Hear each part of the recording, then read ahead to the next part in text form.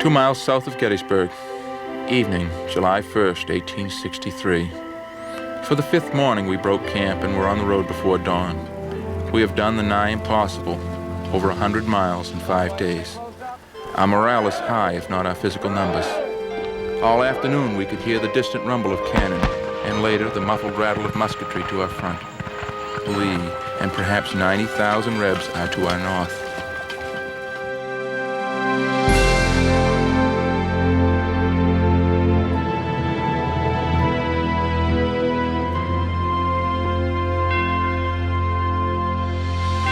July 1st, 1863. To my dear wife, I sit here awaiting the moment for the Yankees to come storming down upon us like rain from heaven. There was a fight to our left. The looks of things, the fight will not end today. I think that there will be a big reckoning tomorrow. I hope once more I can survive.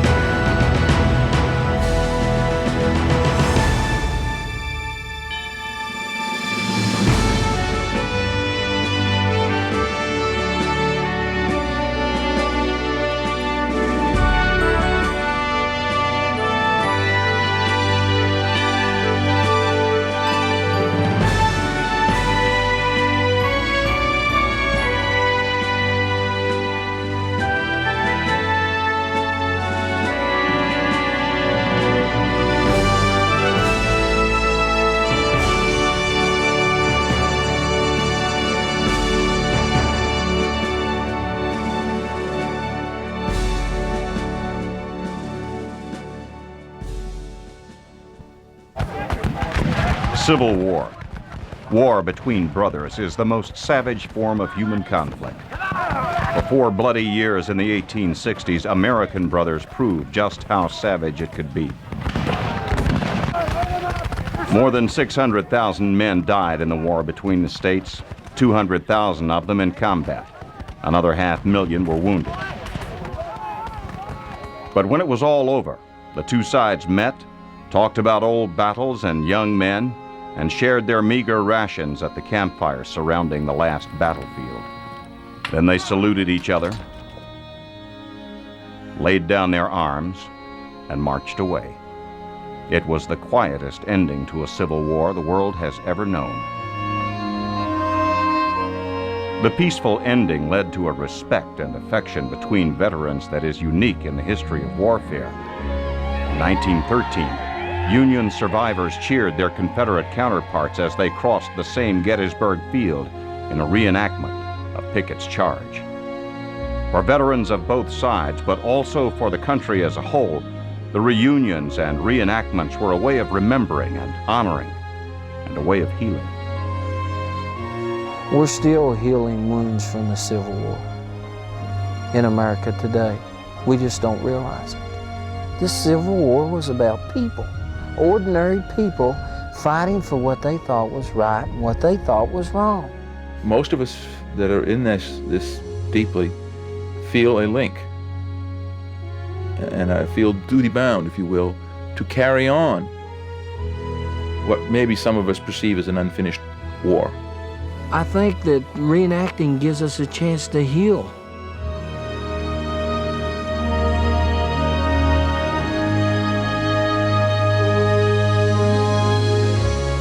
More books have been written about the American Civil War than any other subject in the history of the world.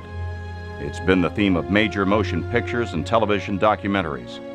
But for some, it's not enough to watch movies or read books or tour battlefields.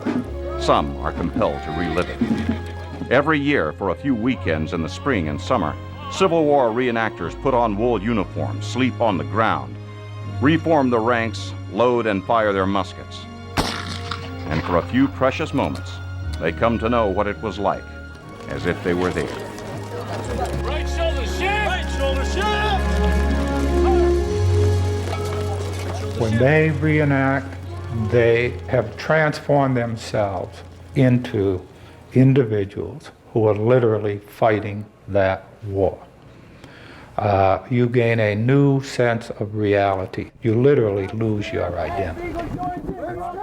It's one thing to go into a museum or a building that's housing a bunch of old guns and cannons and uniforms full of moth holes and maybe a bullet hole or blood stain. You can't touch them. You can't hold them. And a bunch of flags sitting in some rotunda in the state capitol building or something like that.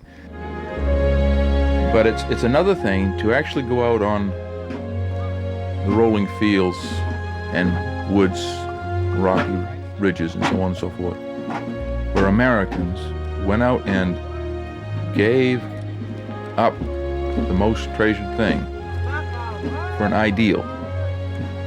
Not for gain, not for a political gain, a monetary gain, a religious fanaticism or anything else, but for what they truly believed in it. If you understood reenactors, you would see that this is not a chance for us to get out a weekend and have fun.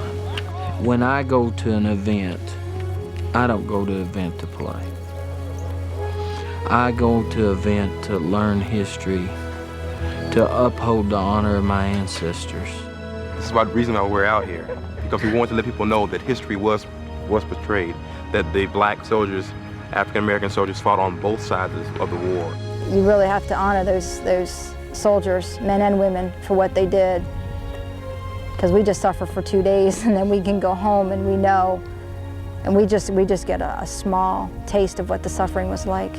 I'd like to be able to consider myself as close to the original soldiers as possible, to prove that I can still put these uniforms on and endure the heat, endure the food, endure the sleeping on the ground, outdoors, all of that. It's a constant test for myself as well, checking into reality. I like that. I like it a lot.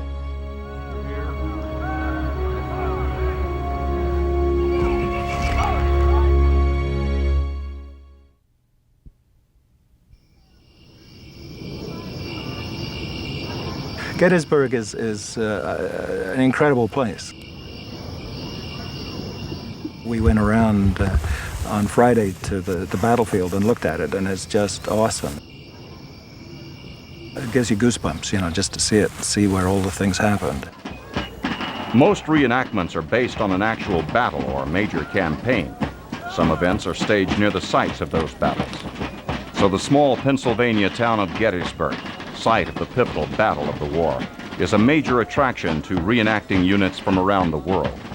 Two of these units are the 3rd Maine Volunteers and the 37th Virginia Infantry. These modern-day units are based on actual Civil War regiments that fought at Gettysburg. Dave Roberts is a carpenter from the town of Bath and a sergeant in the 3rd Maine. Keith Banks of the 37th Virginia is a corrections officer who lives in Lee County near the Cumberland Gap.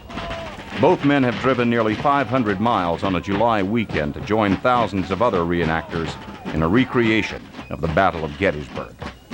Upon arrival, they will leave behind their 20th century lives. In every way possible, in dress, in manner, even in the food they eat, they will become soldiers of 1863. On July 1st, they feel the tension, the apprehension of another summer night long ago. I am uneasy.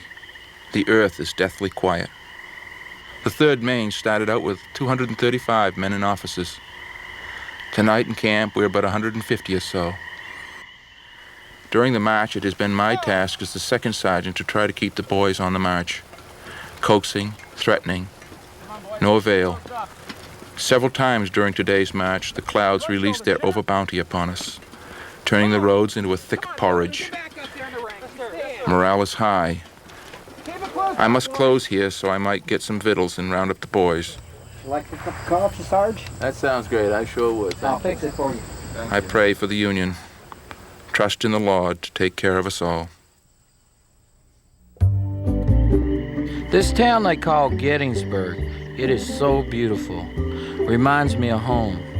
Deborah, I hope I can be home in time to help hang tobacco. and make molasses. How's the farm doing?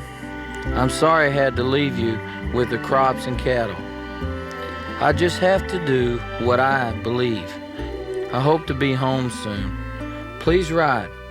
Your loving husband, Keith.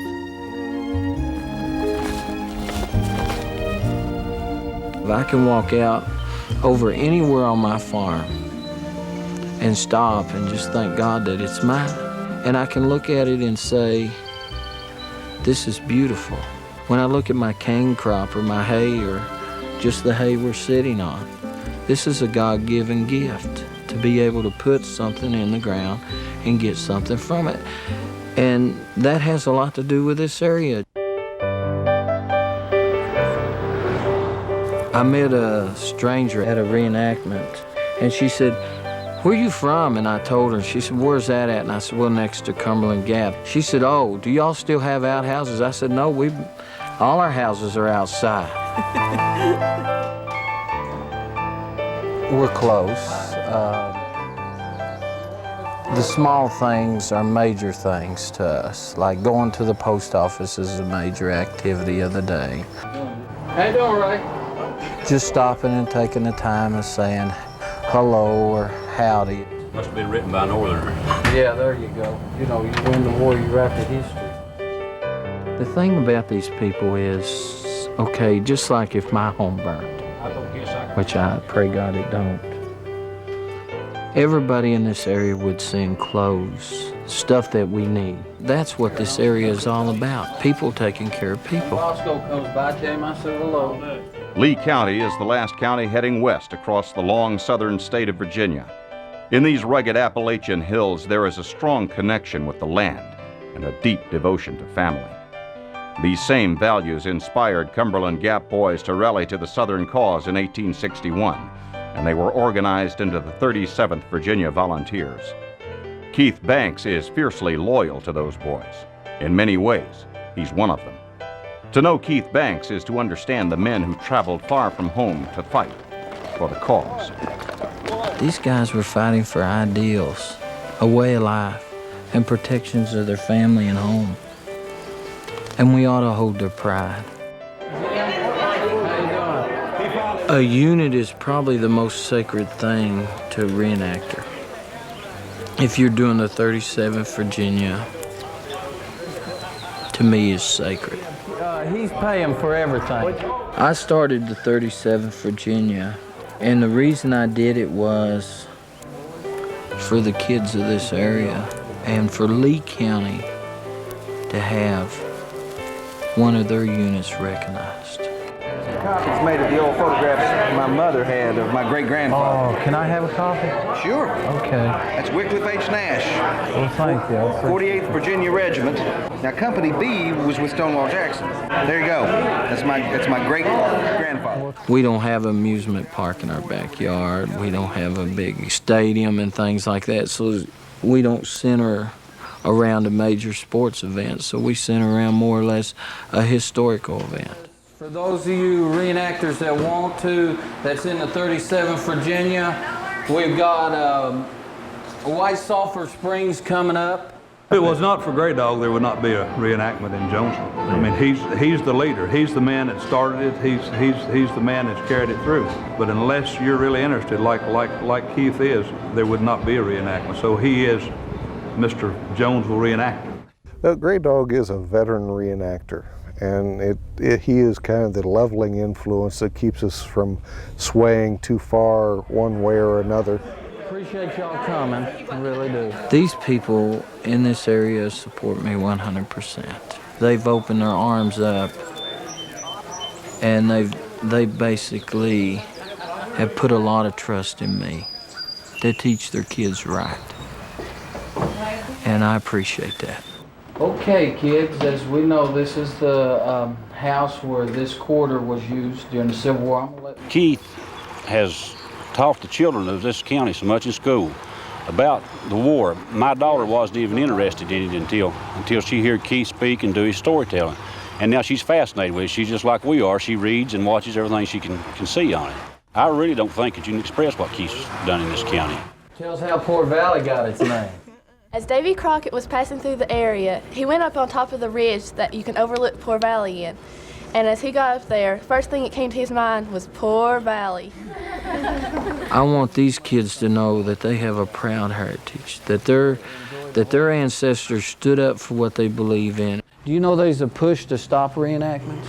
Do you think they should be stopped? No. Why? Little kids, when you talk about war, they think of little G.I. Joes. I mean, they only understand that. But this way, they get to see what it was like, and they'll always remember it forever. Everything just seems so real. Everything seems so real. That's very good. This is your ancestry. This is your heritage. Personally, I lean towards the southern side because that's what I was raised. But I don't agree with the slavery because I don't think no man should hold another man beyond his will.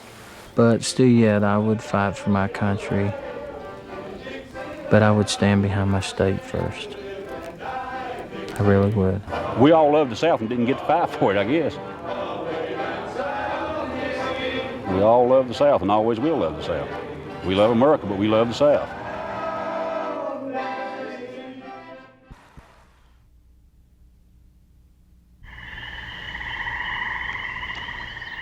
In the dim light of daybreak, we could see our infantry in front of us stir, and looking a little farther out into the gloom, we could see the enemy's gray pickets. The stillness of everything was oppressive.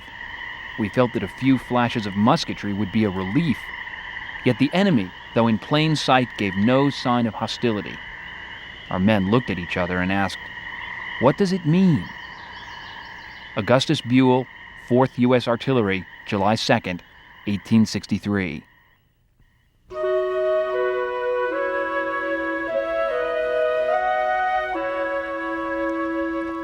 The thing that has given me the most is the mornings. We've gotten up about 5:30 or so in the morning, and the sun is just coming up, and the camp is beginning to stir, and people are beginning to light the fires, and you know you're going to have a battle that day. And everybody's beginning.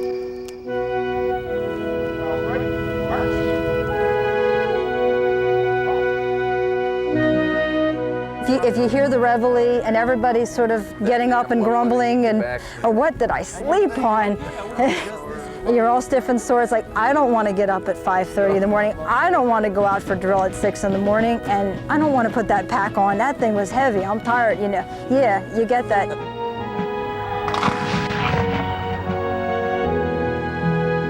You wake up, you get the coffee, you sit there and you go through the grumblings, and yeah, you feel that. You do feel that in the morning, and the smoke from the fires is hanging low. And yeah, that magical moment. Your magic. Mm-hmm, that stick in your mind forever. They never leave. Long after the guns were quiet, Civil War veterans could remember vivid details, their experiences lingering in their minds like the grainy photographs of the 1860s. They wrote journals about the tedious drilling, letters home about the long marches, and volumes about the terrible battles, the suffering, and the dying.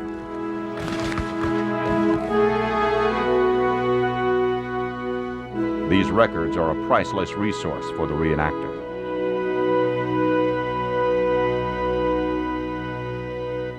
I think part of it's because of all the documentation.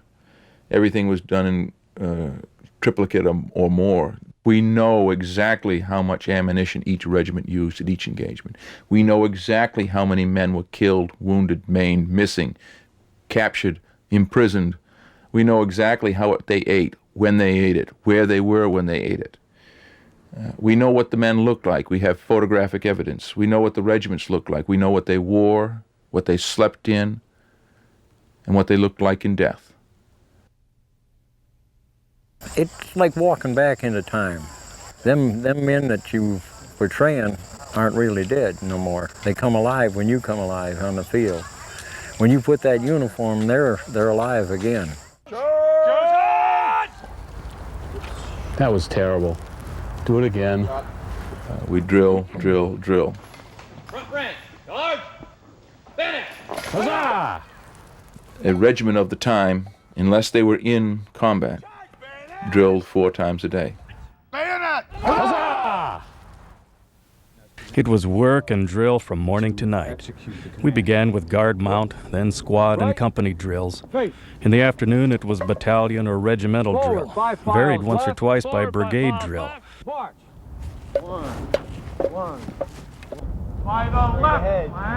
At sundown, we had dress parade and sometimes a little more drill. Sergeant Rice C. Bull, 123rd New York Volunteers. You can see in close order here why it's important to have the musket straight up. The musket leaning backwards will be banging the man behind you's head. It's almost like a modern primary source. You're reinterpreting, re-experiencing many of the experiences which they had. Right, face. Forward, march. The pike as we marched was good, but very dusty. The day very warm, water scarce. We suffered very much. A great many fell out of ranks, overcome by heat. Several sunstrokes, and some died. The roadside was full. The men broke ranks and fell out like hogs, so tired, hot, and thirsty. It was the hottest day's march I ever took. Thomas Ware, 15th Georgia, June 15th, 1863. Right now, Mike. When the man writes how hot it was on the march, and we start walking around when it's 95 degrees, suddenly that becomes reality. We can almost put ourselves in that man's place. It puts you right in the middle of the 1860s. It puts you right in the center of what really happened. How he walked, how he felt after marching 120 miles from Richmond to Gettysburg, walking in the footsteps of these soldiers. You get a sense of that.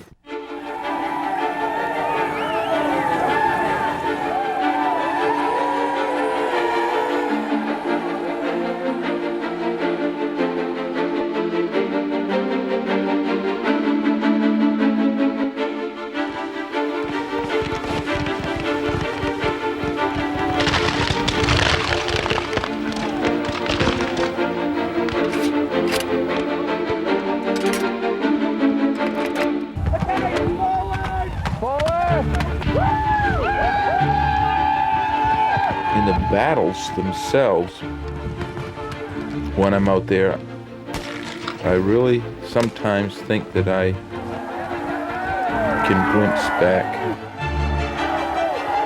to 1861, 2, 3, 4, 5. The confusion, the gunfire, the smoke, all the elements are there except for the lead and the blood.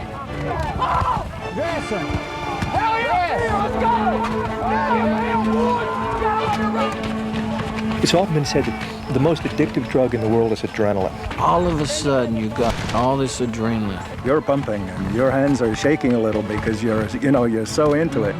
This is what it was. Dead men lying around my feet, trapping my feet to the ground. You're pulling out, ripping those cartridges and pouring it in as fast as you can, and you're just going.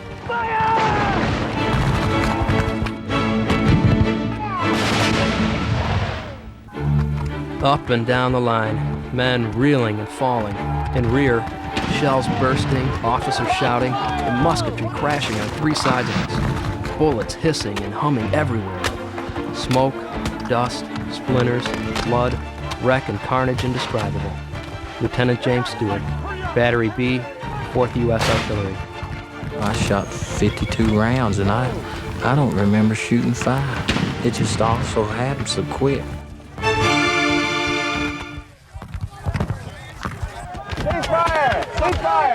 In the 3rd Maine, I'm second sergeant. My job is behind the ranks to see that the men turn to and give their full measure, that they don't turn and run, to keep them in line, to keep the line cohesive together. If a man should fall, I push him down and shorten the line and keep it tight so it's a fighting unit. so that the men don't get separated from each other and so on and so forth, and also to make sure that they hear the commands. I don't want a lot of shouting back the lines hard enough to hear. Okay, right? And don't do it at all unless it's absolutely necessary.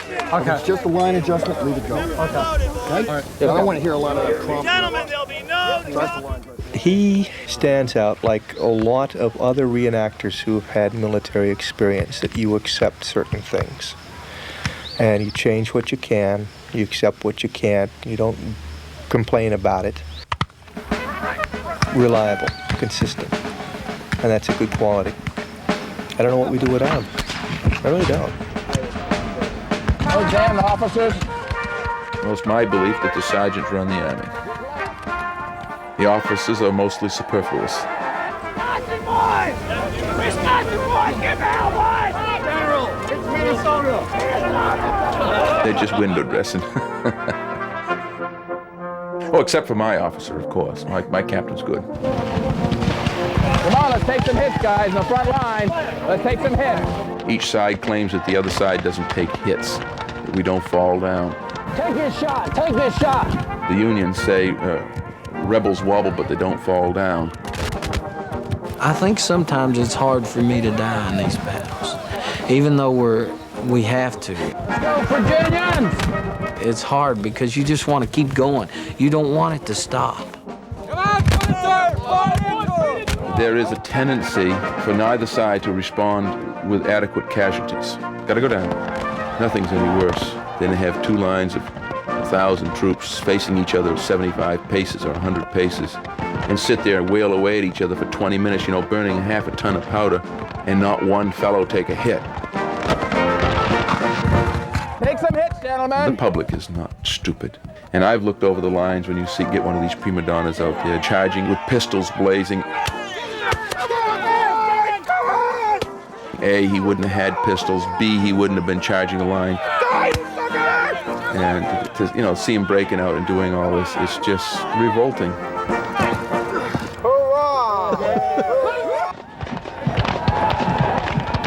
The battles are nice, and the public loves them and all that stuff, but it's the camp life, the real, well, what the soldiers did 90% of the time. What makes a good reenactment? Okay, when everything goes fine, which is not always what goes on, but when it starts out good and ends good, and in the middle it's fine, going as planned. It's not so hot, not super cold. Organizers staying out of the way. Plenty of firewood, plenty of hay. Spectators being spectators and not trying to be organizers. Nobody asks what your profession is. Nobody asks what your background is. Sometimes you don't even know these fellas' names. You're very much on your own. You do your own cooking, you take care of yourself, you look after your own weapon, you got your own little band of buddies, but you don't have much contact with the officers or with anybody else, even the sergeant. You're alone. You're just another soldier in the ranks, just another person sharing the same experience. That's the fun of reenacting, is meeting different people. The husband and wife and daughter team of Teacups and Lace, they're so good friends of mine. They're sutlers. Well, I like to look at our niche in the hobby as being able to provide or get the reenactor started. We can provide you with an enlisted man's impression or a civilian impression. We can outfit your wife and your children so that they can get out and start enjoying the hobby. Sutlers were followers of army camps who peddled provisions to the soldiers. The forerunner of the American PX, sutlers sold everything a soldier could want, but that the government didn't provide. These luxuries, such as canned peaches, candy, or writing paper, were usually sold at highly inflated prices. The men speak of our sutler as an honest and trusty fellow, rare qualities indeed in one of his profession. Most are a wretched bunch, charging our poor soldiers at a rate that amounts to stealing. Colonel Charles Wainwright, 1st Corps Artillery Brigade. Private, right. Sutlers sold on credit. For those soldiers who survived to the next payday, there was a balancing of accounts. Next to the paymaster sat the sutler, and the sutler was always paid first. $14.50 sutler. A sutler was assigned to each regiment, and according to law or code the soldiers of that regiment can only buy from him. Well, now you have a captured audience. You want a can of peaches, where are you going to get them? But you're going out in battle tomorrow and probably going to get killed. You don't care. Money isn't worth anything. It's what can you get with it. You have to come up with $1,200 or thereabouts just to get in a basic good impression where you have the things that are correct that you need to have to do an impression. If we're going to portray those men, whether they be the 3rd Maine or the 27th Illinois or the 5th Mass or whatever it's going to be, if we're going to do it, let's honor these men in the best light.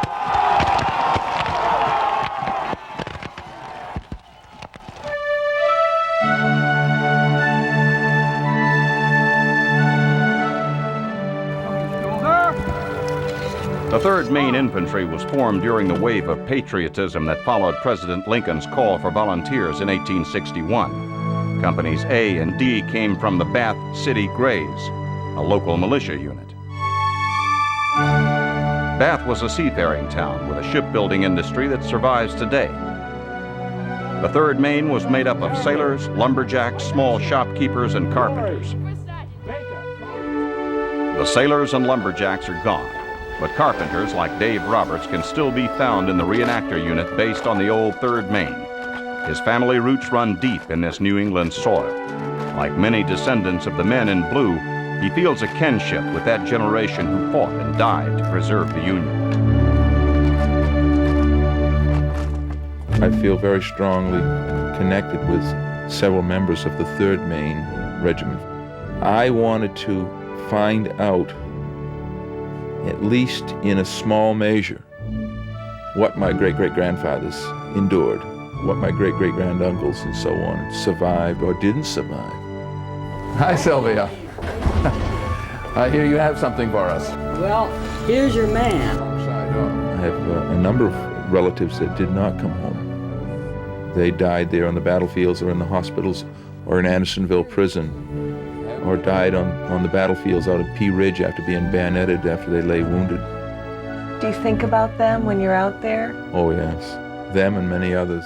For many who feel a mandate to reenact the Civil War, there comes another calling. There is the urge to teach others, especially the young.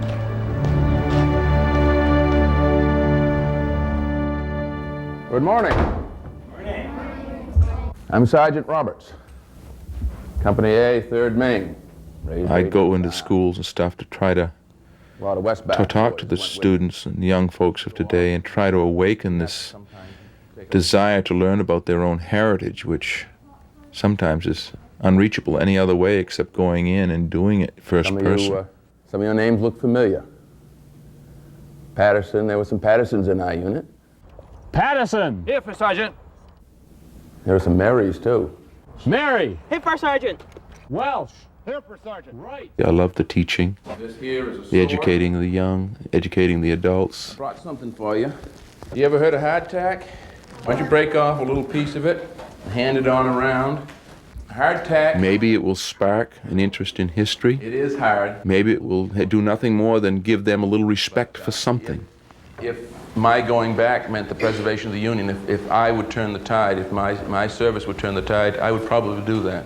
And if they can respect something, then perhaps they will respect themselves, and if they respect themselves, they're going to start respecting everything else. They want to see the stuff, they want to touch it, they want to feel the clothing, they want to touch the musket, they want to see how heavy it is, they want to touch the point of the bayonet, they want to see the medical equipment, they want to get their hands on it and see what it's like. People are really curious about it, especially kids. It's not a pastime. This is Dave Roberts in Bath, Civil War Roundtable, and et cetera, et cetera. I would do this if I could somehow find the financial way to do it. I would do this full time. If anyone knocks in, it's going to go over, and then we will have lost the mood. Then we work it into the scene. Yeah. It's not just a game. It's not fun. What about songs? What kind of selections are we going to have for the boys? We've got a whole weekend of Civil War music. I spend about every single night out here going through my books and writing on my computer and answering letters and telephone calls. I'm trying to get a hold of a couple guys in the 54th Mass Regiment. I'm trying to find something out. People call me saying, well, wanting information and so on and so forth. But my problem's been, finally got the right measurements. I see the colors. Okay, in the ordnance manual itself, it not only tells you what the colors are, it tells you how to recreate the colors. It tells He's you good to have around. He takes up where a lot of other guys won't with this. The American Civil War was politics played on a grand scale. But on a smaller scale, there were political issues within the military units themselves. Officers were often elected by members of the company, making leadership a popularity contest. These same issues, who gets elected, who gets to participate, what are the rules, are still debated in every reenactor unit today. Power. We're human. One man wants power. I don't get into the politics. When I go to a reenactment, I take it as a place of honor. The politics that our unit did go through, which was very nasty and acrimonious at one point. Who's got the most money? Who's got the most friends? It was really nasty. Who can bring the most troops and all this? And Cindy threw up her hands and said, enough of this. Bleep. I'm done. That's it. If you take Civil War away from him, you take David's identity away, which is a scary aspect, but I didn't like seeing what they could do to him.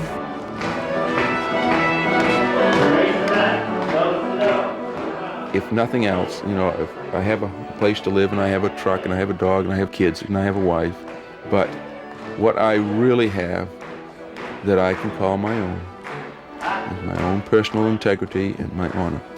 I try, if I say I'm going to do something, I try my damnedest to do it. Hey, Mark, brought these beer steins down for you. Sorry to take If I say I'm going to be someplace at such and such a time, I try to be there. Where'd this come from? This is from what I gather, the Waldo Hill, who's the master of the ship, writing to one of our diplomats in Hamburg. What I like is the stationary part. Now see, that's steel engraving. Yeah. Very respectfully, your obedient servant, Waldo Hill, master. That's right. That's right. Fantastic. Gosh. We feel compelled to do this, and I don't quite understand it. And thanks for the mugs. I'll take care of these. Okay. I wouldn't mind him doing Civil Warring if it wasn't so concentrated on his part. 1845, 46. Oh, that's marvelous condition. How much is it? $250. $250. He's my little Peter Pan. That's what I call David, Peter Pan. That's how I see him. He'd rather do this than anything else. Oh, well, they know that on the morrow some may sleep beneath the sun.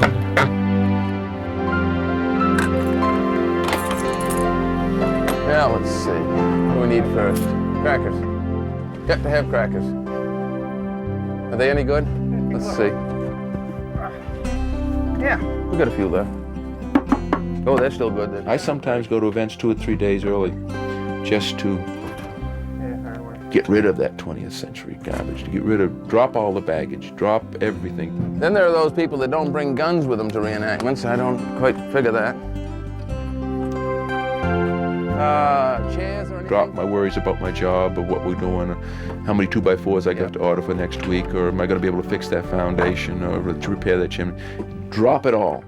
Grow up? Do we have to? Gettysburg, here we come. God help us.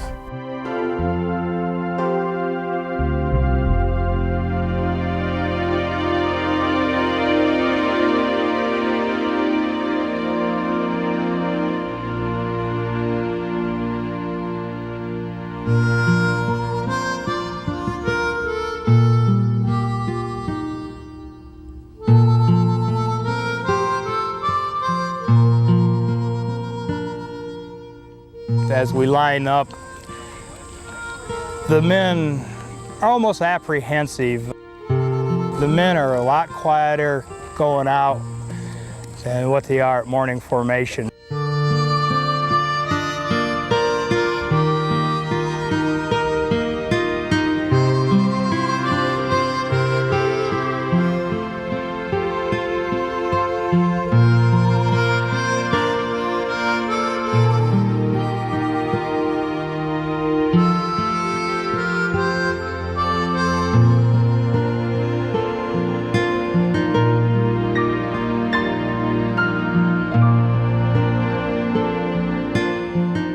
It's like walking into a time warp.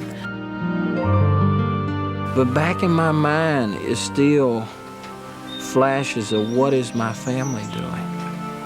What is Debbie and Miranda and Brad doing at this time? This is what these soldiers did. They walked out on a battlefield in masses. Thoughts of home was all that come to their mind.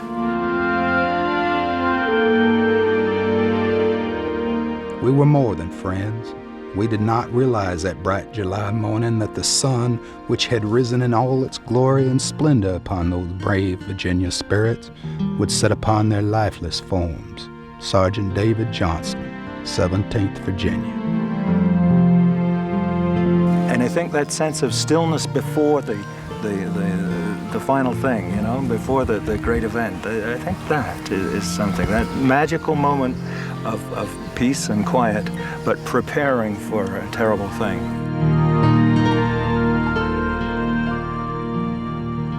I'm not a superstitious person, but I do sense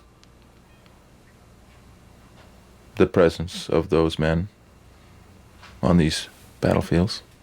Dave knows who he is. Dave believes he is a reincarnation of a specific individual. Abner Turner, a member of Company A, the 3rd Maine, a Bath boy, born and brought up here. And, he joined the regiment with the rest of the Bath City Greys. I am as sound of body as could be expected, situated as I am among all these coughing, hacking, and infirm remnants of our regiment. Yesterday, we lost 2 men to typhus. George C. was one, and a conscript from Dresden was the other. He was with us but a short time. No one seems to remember his name. Abner Turner, Sergeant, 3rd Maine Infantry. Who are you on the battlefield? Who am I? First person, I'm Isaiah Smith. Second person, I'm Keith Banks. Who's Isaiah Smith, or who was Isaiah Smith? He was a Lee Countyan that died at Camp Douglas in Illinois. And I don't know, I just have a sense of belonging to him for some reason, just reading his diary. A conscience or a guide or a mentor or a saint, who knows.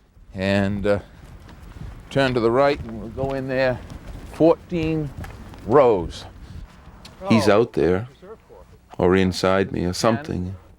11, 12, 13. Here we are. Lieutenant A.W. Turner, Government Stone. And it's half buried now. In what way do you feel connected to him? In the sense of tragedy in his life and being able to overcome it before he dies. Give the children as good an education as you can and instruct them the way of righteousness. And you, my dear wife, take the instructions of your father in regard to your affairs. I am bound to stop writing as I must close my letter and my eyes in death. My dear companions and children, farewell. Edward Isaiah Smith, 64th Virginia. When he tells his wife to listen to her mother and father, raise his kids the best way she can, that's overcoming a tragedy. And that's me. 3rd Maine Infantry. I believe that there are those souls out there that, because of this terrible conflict, we're left to travel perhaps in perpetuity. I think he has a very direct connection with the war, with the events, with the soldiers on the battlefield, with the action. I feel it in my heart. Yeah, I feel that they're standing there beside of me in the line of battle. I'm depending on them and they're depending on me.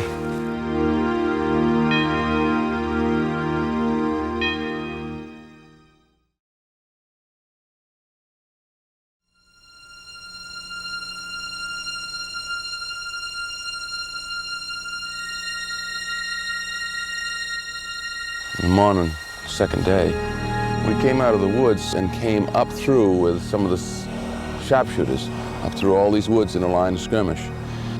The military salient was right out here, like this. And our right wing was right... By the third year of the war, most of the old regiments had been fought down to mere shadows of their former strength. The 37th Virginia was able to field only 281 men at Gettysburg, less than one-third their original number. The 3rd Maine had suffered even worse. Despite receiving 200 replacements, in the summer of 1863 the regiment was at 1/4 strength. The average size of the company had gone from 100 men down to 20. And then on July 2nd, this hard core of survivors found themselves near a small peach orchard 3 miles south of town. On July 2nd, 131 years later, reenactors in the 3rd Maine keep an appointment with the men in gray. Once again, they find themselves outmaneuvered and outnumbered. They're gonna send us in. We're going in. Give it hell! Get on, boys! Here they come, Captain.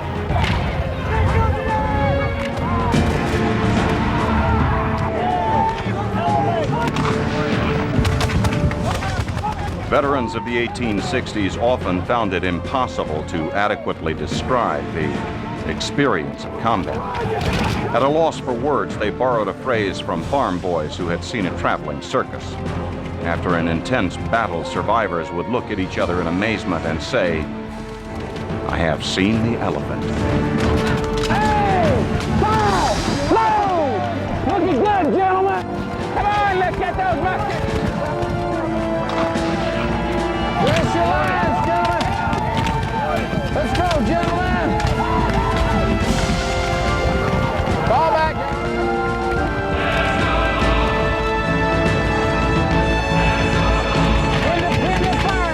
It's a tremendous sense of confusion. You, for 1 second, you think, I'm probably not going to survive this wind. I mean, you're right on top of each other.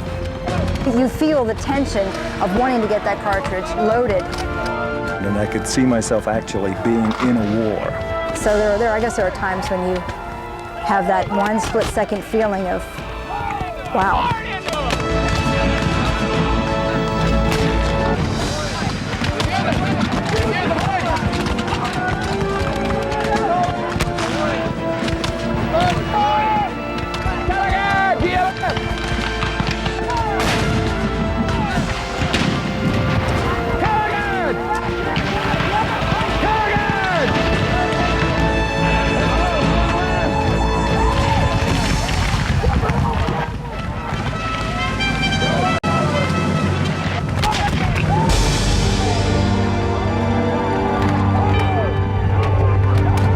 I saw a large force marching round to cut me off and ordered my regiment to retire. I regret to report the loss of my national colors, for no men fought harder under it that day than did my regiment. Moses B. Lakeman, Colonel, commanding 3rd Maine Regiment. I think anybody who does it has a much greater sense of how shocking war is and how terrible it is. It really never come to me what the sense of Gettysburg was till I had a chance to touch it, feel it, taste it. And that's when I've really learned. That's when you don't forget. At sunset, I walked out on the field to see how it was faring with the unreturning brave. Burials were even now begun. We went about the work of gathering up our wounded, first those requiring instant attention and tenderest care, then giving our best for the many more, sheltering them as best we could, each refusing more attention than came in his turn. Joshua Lawrence Chamberlain, 20th Maine Volunteers. Reenacting, some people say it's a glorification of war, and yet at the same time, we show that war is death and that not all the men come back. To show them that the battlefields were littered with dead and wounded after the end of an action. We sought also the wounded of the enemy, led mostly by moans and supplications. Souls left so lonely and forlorn, we treated them as our own. Hundreds of patient, helpless sufferers were gathered in, to be taken from this scene of their manly valor, now so barren of all but human kindness.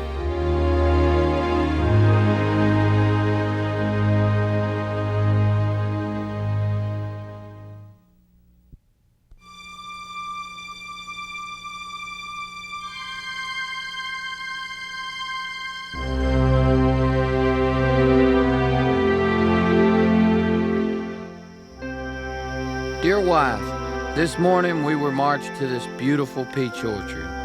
The Yankees were there waiting upon us. It rained many balls for what seemed like a few minutes, but after the battle, I realized it was for 2 hours.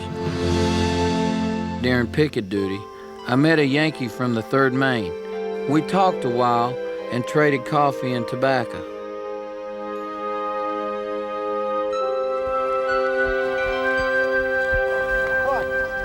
Rear rank. Extend your balls to the left. Take 1 man interval.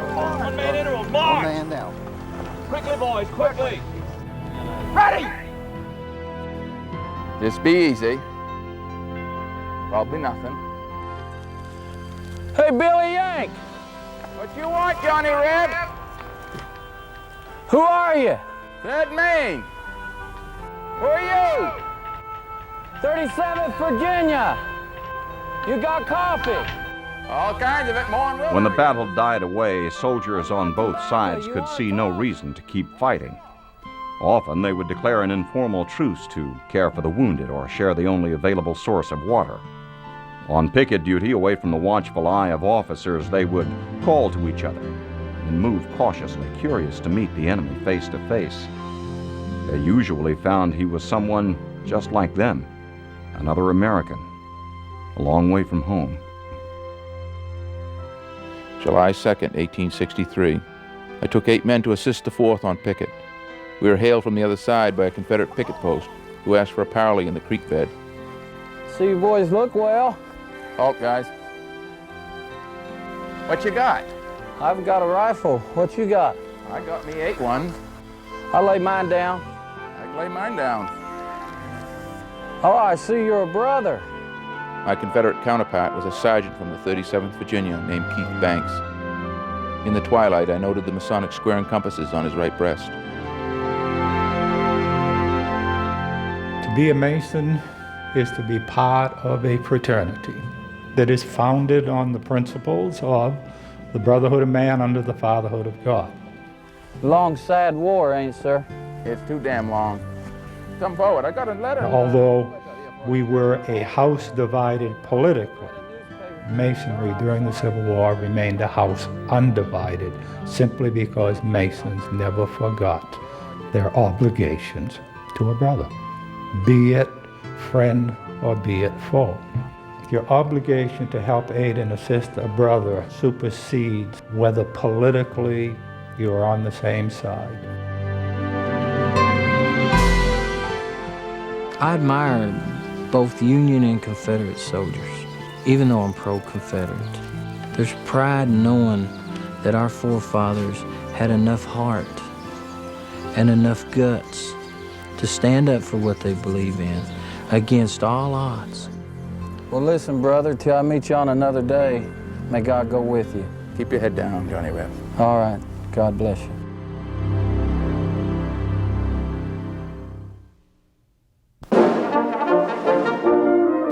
It's Johnny Reb and Billy Yank, 100 years on at the anniversary of the Battle of First Bull Run, or First Manassas if you're of the southern persuasion. Interest in the war between the states revived in the 1960s as the nation observed the 100th anniversary of the first battle. Attendance at some of the preserved battlefields picked up, and schools made an extra effort to explain to the great-great-grandchildren of veterans what their ancestors had fought and died for. But this time around, they have some new allies, complete with arrows and headdress. At some of the fields, men dressed up in poor reproductions of 1860 uniforms with blue jeans, gray sport coats.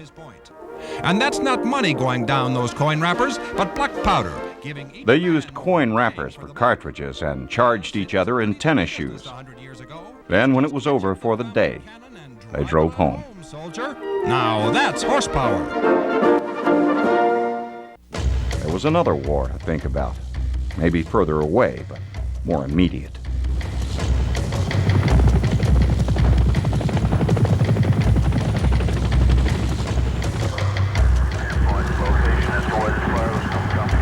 Probably somewhere between 25 and 40% of the reenactors out here are Vietnam veterans. Some of them are seeking something that was totally missing in the Vietnam theater.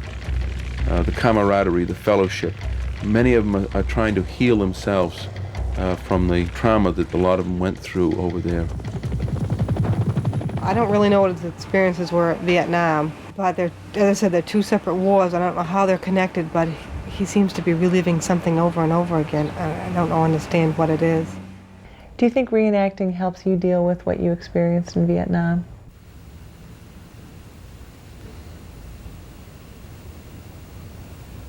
Perhaps. Being a Vietnam-era veteran, when I come back from the service, I come home and you wouldn't wear the uniform because people might spit at you, call you foul names, you know. And now when you march down the streets, the people, they get up and they applaud and they give you a standing ovation. It almost brings a tear to your eye. They're looking for something that was missing in there, and then some of that is the camaraderie and the fellowship, the bonding that only combat can bring. Just like a regular Army unit, to go out and spend a weekend with guys traveling on the road, and you know, the conversations, you learn everybody's deep down secrets, and you become quite close to the guys. I mean, when somebody isn't here, you miss it. There's a gap left. I think we're constantly researching for a national identity, trying to say who we are, why are we here today. And a lot of the reason why we're here today stems directly back to the decisions made in 1860. It's the only war that was fought on American soil by Americans over American issues. And that's why it clings to me. Deborah, after thinking, I have found the Yankee I met is not different from me. He's just a man stuck in something he believes in. I hope he's safe and doesn't get killed in this struggle. Deborah, take care of yourself and my children. Tell Brad to keep a lot of firewood. Give them their father's love. God bless. Your loving husband, Keith.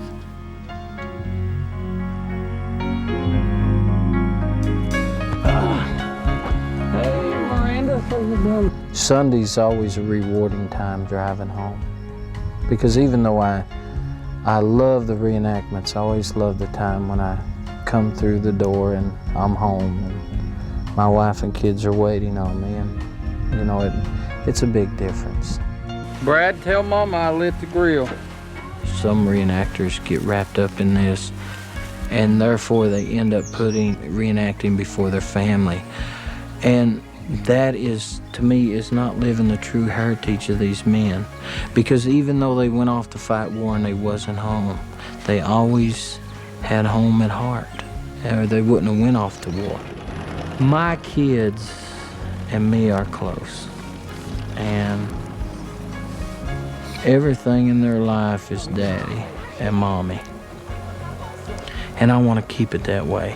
I never really had a chance to experience a father, and I don't blame him for that. War did that to him.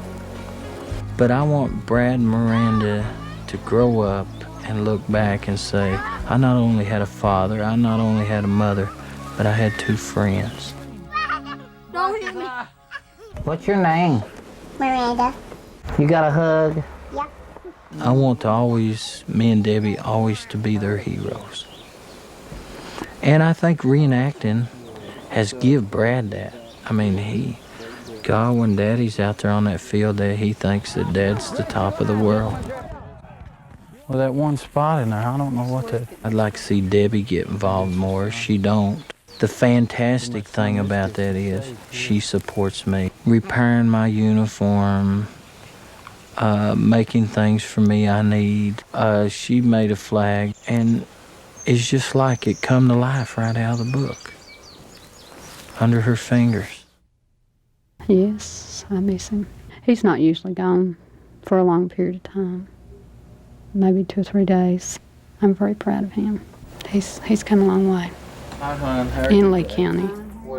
Debbie has really given me a sense of being somebody. She's like that mother that was never there. She's that friend that was never there, but also she's that wife. and a loving person. She's just a star in my life, and she's that light that everybody needs. He's a go-getter. He loves to talk. That's one of his main things, and the interest he has in the Civil War. This wasn't a war of only enemies. This was a war of families. And above everything, the most important thing in this war was family. Reenactors not only recreate Civil War battles, they analyze them in hundreds of roundtables across the country. Perhaps the most unusual Civil War roundtable is this one. Its members are prison inmates at Wise County Correctional Unit 18. Its leader is their guard. When he's off duty, Keith Banks volunteers his time to the group. Okay, what if the barrels were good, but they couldn't move them? Didn't they place something in there to mess it up so either the Union or the Southern Army? I know what you're saying, Mike. That's a good point. I never thought about that. That's a good point, Mike. I think it's more productive for an inmate to sit in a classroom studying history rather than sitting at their bunk, staring into space, wondering, why am I here? Why did society do me this way? No matter how hard things got for these guys, they endured this. They made it through this. You learn what it was really like back then and how much better you've got it now than they did back then. And you learn to respect what you've got and to care for what you've got. But to actually been there, I never can do. But a reenactment takes you just a step away from being there. I know for an hour and a half that my lieutenant on night shift does not have to worry about 12 to 20 inmates. To teach heritage, to give them a chance to learn, it's a way of rehabilitating. It just gives you something to look forward to. I've seen a change in some of our inmates through this Civil War roundtable. One thing we got to do is we got to hand out our 6-month certificates. So as I call your name, I'd like you to come and get one. Get yours. Jimmy Crowder. What he does here is really appreciated by all the inmates that come down. He's really a good fella. He likes his job, and he helps the inmates relax. Paul Spees. He gets into aspects of it that you never really read about in history books. It's almost like he was there sometimes. I find him really interesting to listen to. He's a natural-born teacher. Spearman. Talks like he knows what he's talking about. Charles Spearman, excuse me. Tells it like he is. He ain't afraid to speak his piece. This class is for you. What you get out of it is up to you. It would be nice to know that some inmate, just because of what he learned in the Civil War roundtable, he mellows out and makes a productive citizen of society. Banks, on behalf of the Civil War Roundtable, we'd like to present this to you for your time and dedication in teaching this class here at Wise Correctional Unit 18. Thank you. You're welcome. Volunteering is another way for reenactors like Keith Banks to honor the men and women of the 1860s. After all, most of those who fought on both sides of the Civil War were volunteers. So when it was time to bring the story of Gettysburg to the screen, reenactors volunteered by the thousands. They were a director's dream. Battalions of extras with their own period clothing, authentic weapons, and the dedication to do it right. I'm just really glad I had the opportunity to participate in it. It was a wonderful experience. I camped out here for about 5 weeks, just like this, every once in a while with a piece of canvas when it would rain, or I'd crawl in somebody else's tent when it was coming down raining, but it gave me a really good experience. All the time I was at the chute, the Gettysburg chute, I lived in my tent. I had about this much mat of hay underneath me, and I had raised 3 family of mice and the whole 9 yards, you know. I stayed right there. I lived it. I lived in my uniform, slept in it, and was up the next day, ready to go. Hey, Bucky! The guys that I worked with for up to 11 weeks, God, I miss them. I miss them terribly. And I just can't, I have to run up and hug them, and they make fun of me. But I love them. I miss them. They're great. They're great guys. Soldiers in the 1860s were away from home for up to 3 years, leaving wives and children to keep the family together. Reenacting sometimes puts a similar strain on modern families. When he went down for that filming, I honestly felt he was not coming back. Desertion came in my mind. Abandonment, there was no money coming in, and I had to support the family.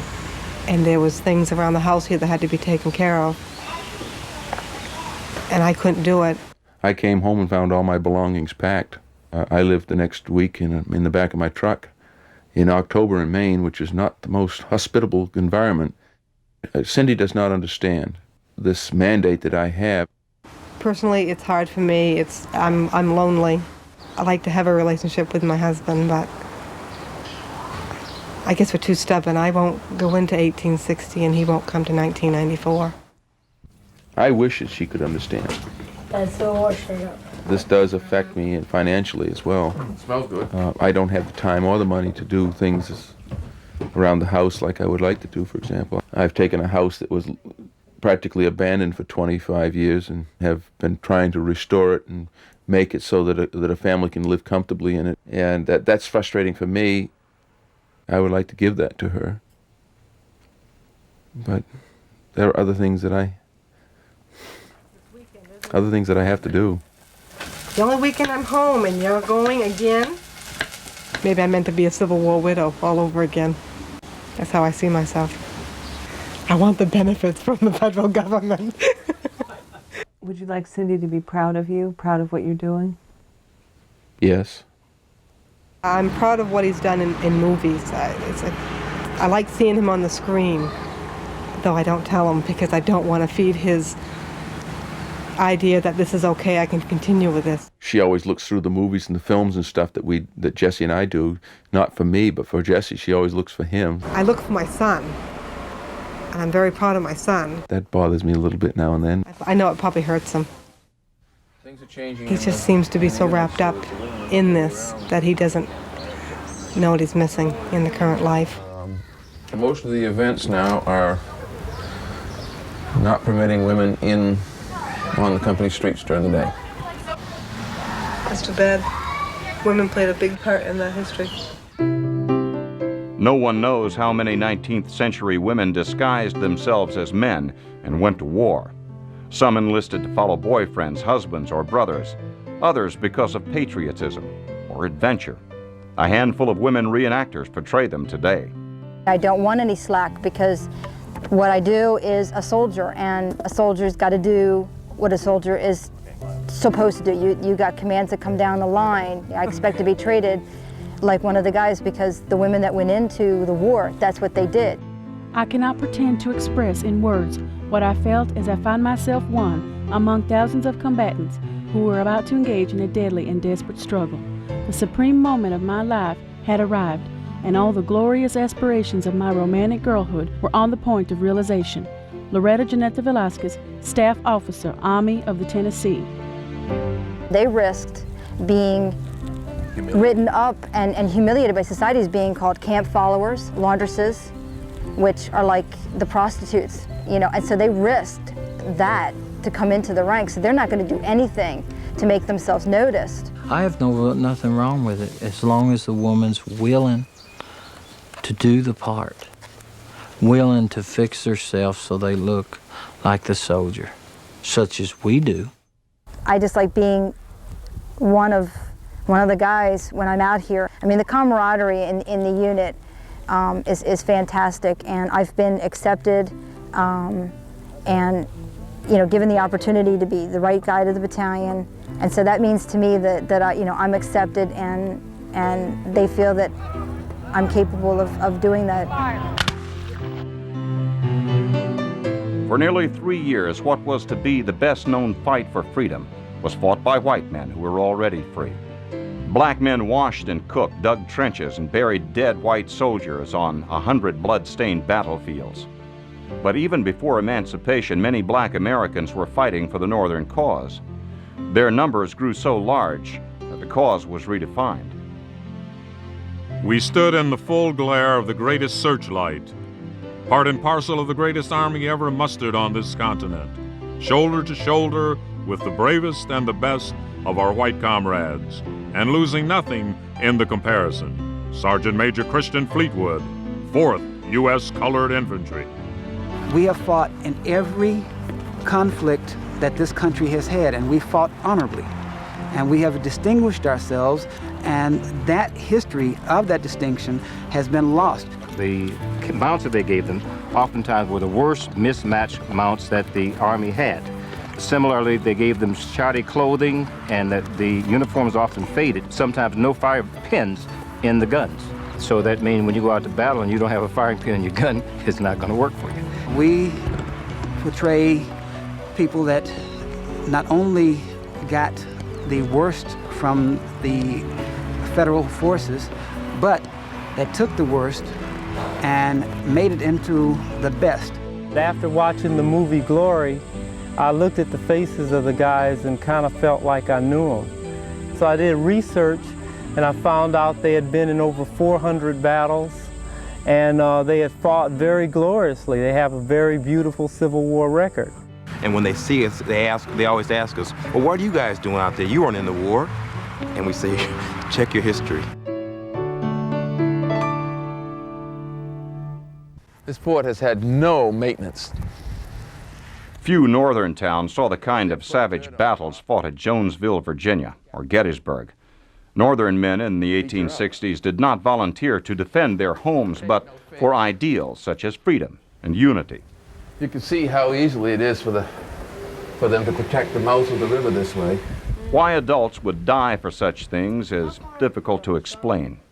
It's easier to show the evidence: an abandoned fort of the 1860s, the grave of a soldier, citizen, and distant relative, a Springfield musket, circa 1859.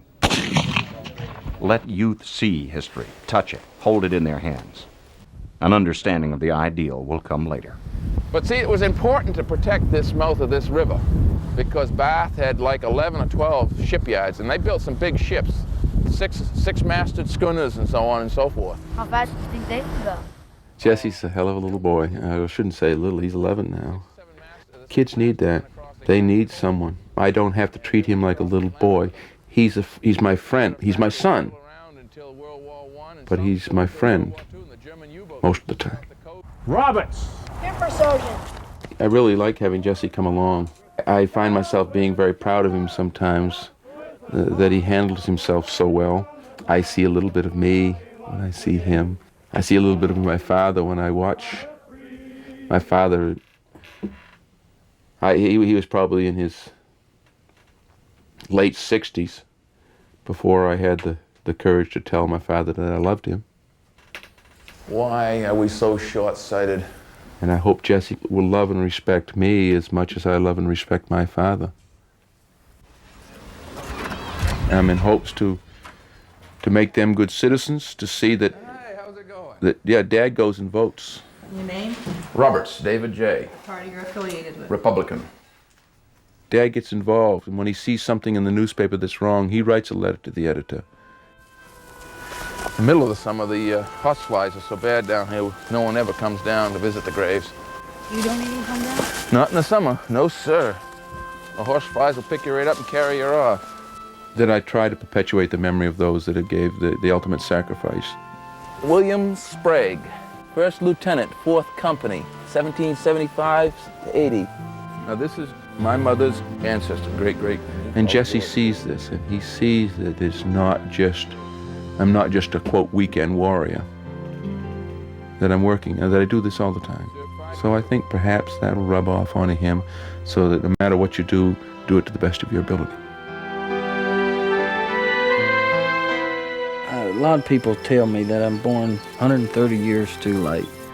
Yeah, I find myself stuck between two worlds. I find myself sometimes in a time warp. Like I got on this time machine, went back to 1860s, and then got back on this time machine, went to the 1990s.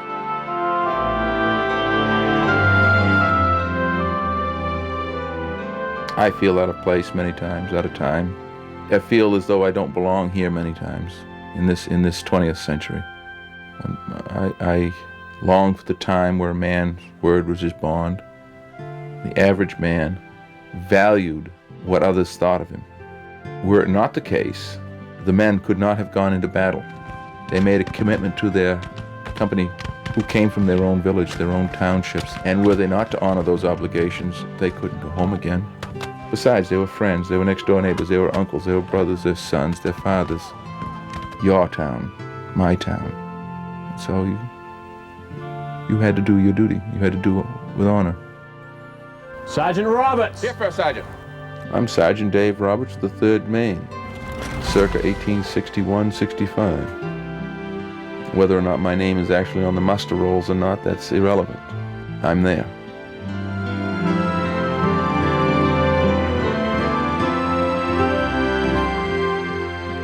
I sometimes wonder if I am trapped here when I should be there.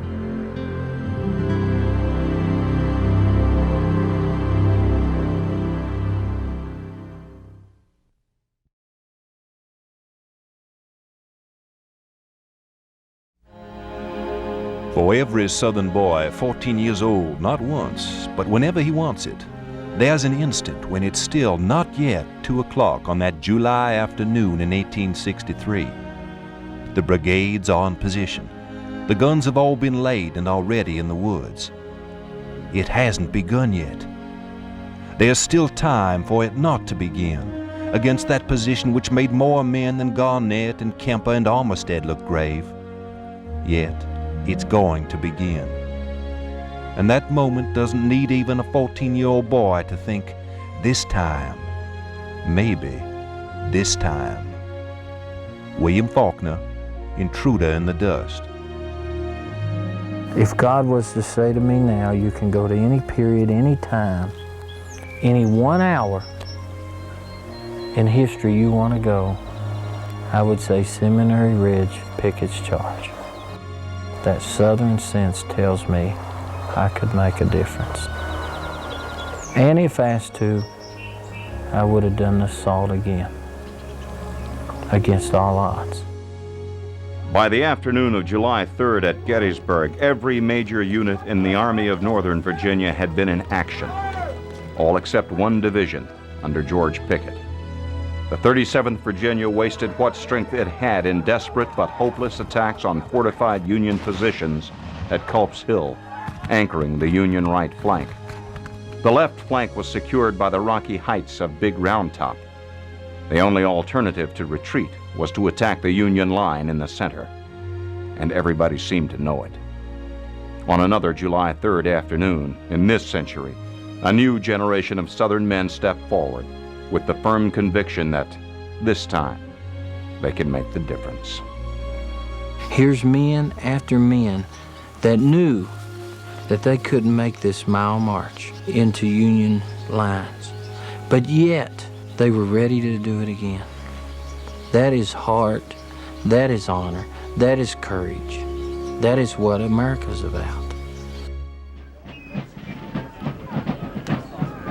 A death-like stillness prevailed throughout the army, and not a breath of air came to cause the slightest quiver to the most delicate leaf or blade of grass.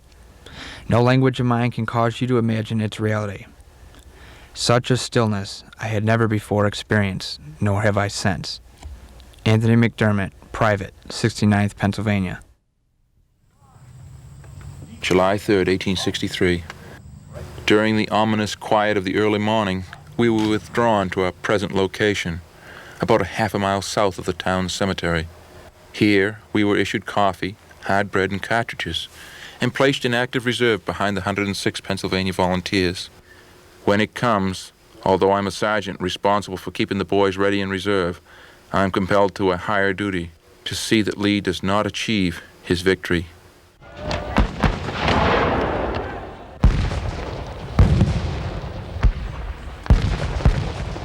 Oh, Lord God, the rebels are opening an overwhelming cannonade upon us. Our artillery has started to reply. The end begins.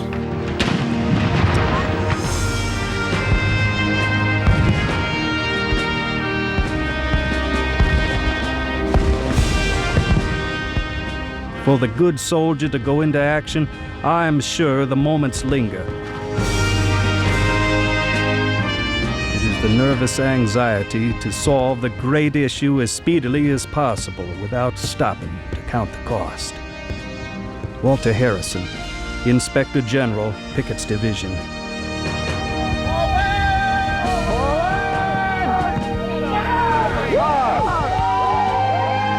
We saw them first as they reached the crest, a full half-mile away. On they came, regardless of exploding shells hurled against them.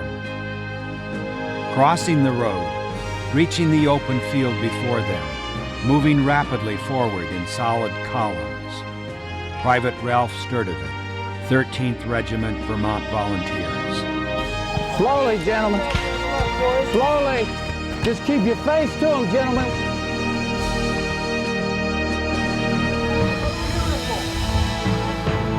I could be that one man that fulfills what Lee asked to be done.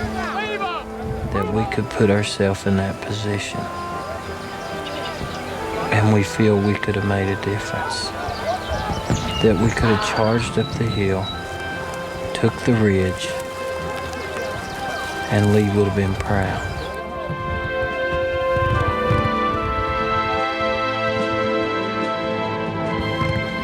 The entire field was open and the movement was in plain view. They halted and closed their ranks from right and left on the center and dressed their lines. This was done under a fearful artillery fire which was cutting them down by the hundreds every minute. Major Thomas Osborne, Commander, 11th Corps Artillery Brigade.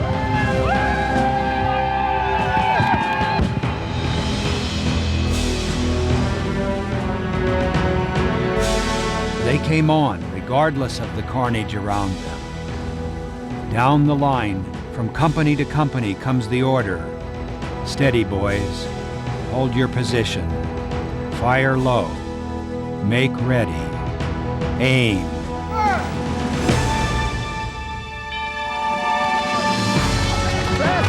Keep your line dressed! Keep your line dressed! The most important lesson that we can learn as Americans is the ability to do as they did and to look around us and say, if I were called upon to make this sacrifice for the Constitution, for a form of government, for our country, would I be able to respond to my country's call?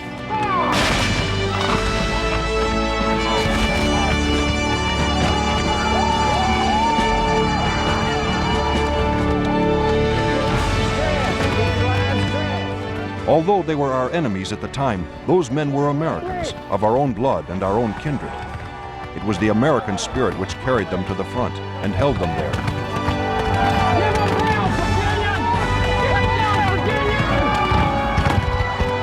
Phenomenal bravery is admired by everyone, and that Pickett's men possessed. Major Thomas Osborne.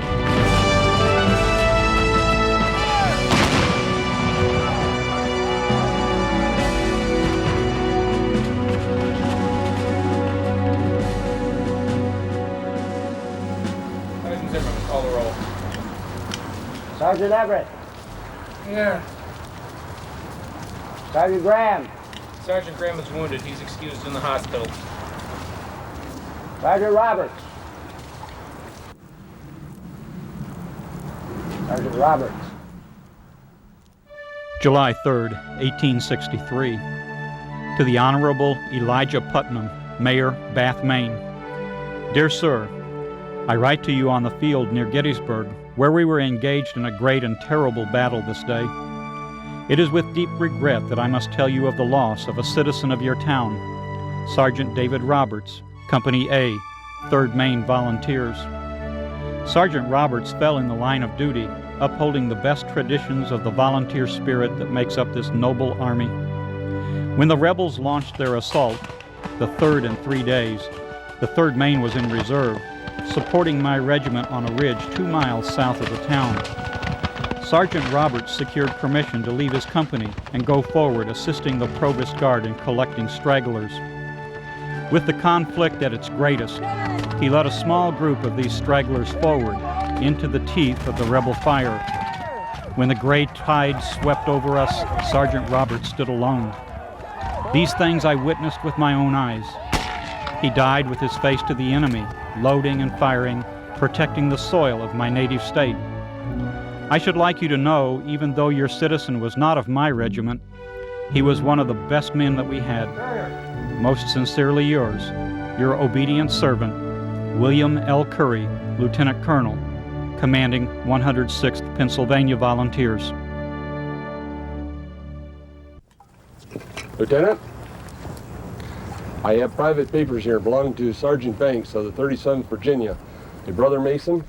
Morning, July 4th, 1863. To Mrs. Keith Banks, Jonesville, Virginia. My dear Mrs. Banks, with deep grief, I write to you of the loss of your husband Keith on the battlefield near Gettysburg town. Keith fell leading his company against the enemy on the 3rd day of this month.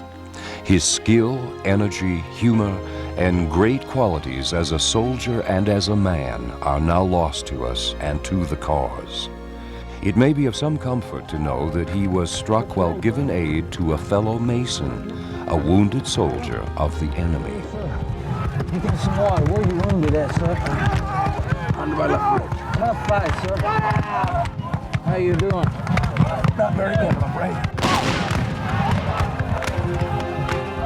Under a flag of truce, Keith's Bible and letters to you were returned by the Yankees, and I enclosed them. We are told he was given a proper burial with full honors by Brother Masons on the northern side. Sergeant Banks was a true patriot, and his loss cannot be replaced. With my most sincere sympathies, I am, Madam, Major H.C. Wood, Acting Commander, 37th Regiment, Virginia Volunteers. I feel like when God gets ready to take me, he'll take me as a good old time. Now, the place I would want him to take me would be in the middle of a reenactment. And the soldiers carry me off the field, call my wife, her come and be buried like a Confederate soldier. That would be my dream death. It would be an honor to those that's fallen before to die just like they died. It would not only be an honor to me, but I feel like it would cap off the honor I'm trying to keep alive for them.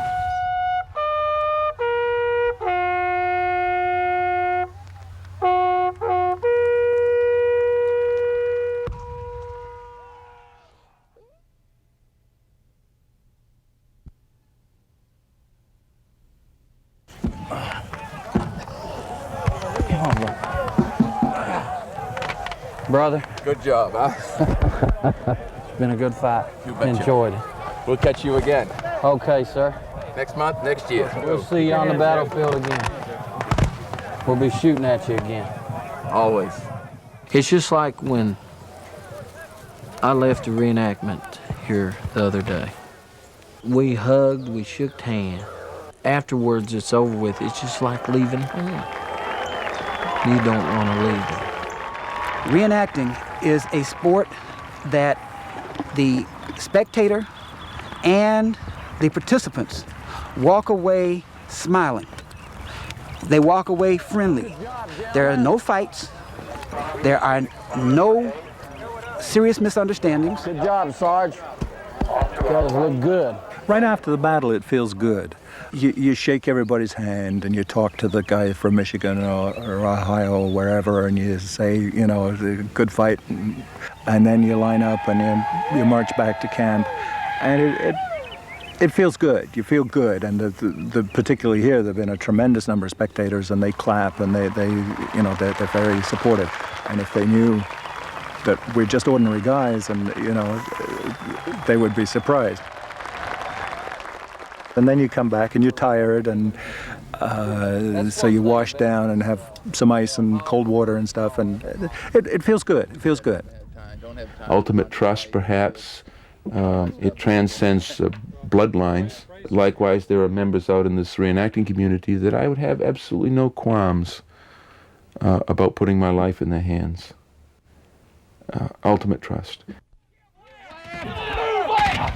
Sometimes when things get hard, I find myself wanting to be in the middle of a raging battle where Your life is decided by a split second of a bullet rather than by a law or a rule. Would I go back? Is that what you were saying? If I could travel? If you could trade lives.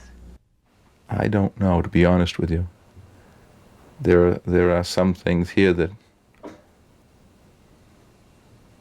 would be hard to leave. My family, my extended family. It was an abrupt ending. I don't know. I don't know how to answer that. I'd do it in a heartbeat. I would if I could take my family with me. If I could go back to 1863 with Debbie and Miranda and Brad, I'd do it in a heartbeat. But without them, I wouldn't even think about it. It does seem so real. It's just as though a veil of time has been parted and we're allowed to glimpse at least that other time, as though the fabric of time were rent by these cataclysmic convulsions of warfare, brother against brother. If we've done our jobs, then there'll be people taking our places later on as we pass on. And it'll continue, and then the deeds of these men and women of the 1860s will not be forgotten. I think it's important that we preserve that because it's part of our heritage, part of our history. You can't bulldoze these things under. Once they're gone. Once they're gone, they're gone. It makes me a whole person. It really does. It gives me a sense of belonging to this country. And so I think it's important that we preserve as much of our American history as we can, good and bad. I mean, it's who we are. It is, exactly. It's what made this country what we are today. It was a crucible, a horrible crucible of fire and lead that created these United States. And we all should remember that. We should all be proud or mindful, at least, that those that did die did so to make us what we are today. I hope that when I die, if God sees fit for me to go to heaven, that I run into one Civil War soldier and he says, thank you. Then it'd be worth what all I'd done while I was walking on earth. We shouldn't think of history as something that happened in the past. It's as alive, it's as vibrant today as it was then. We can't change the outcome. But that's not the point, to change the outcome. The point is, it happened, it is. It was, it is, and it will be.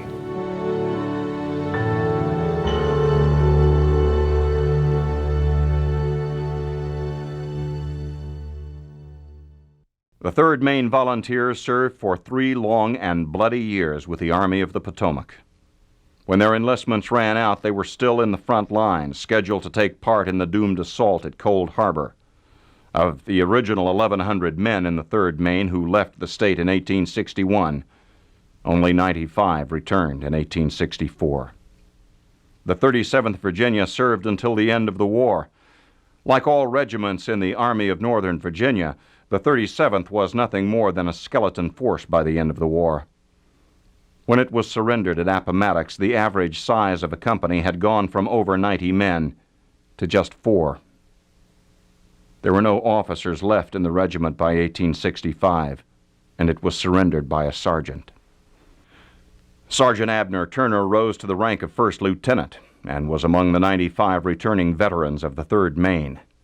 Turner worked as a painter, living quietly in Bath until he died in 1881 at age 55. He's buried at Oakwood Cemetery in Bath. Edward Elijah Smith was wounded and captured during the Battle of Jonesville. Due to the Northern policy against prisoner exchanges, Smith was held at Camp Douglas, a prisoner of war camp near Chicago. In 1 month alone, in 1864, 11% of the camp's population died of disease, including Edward Smith. His grave is in the Oakwood Cemetery in downtown Chicago.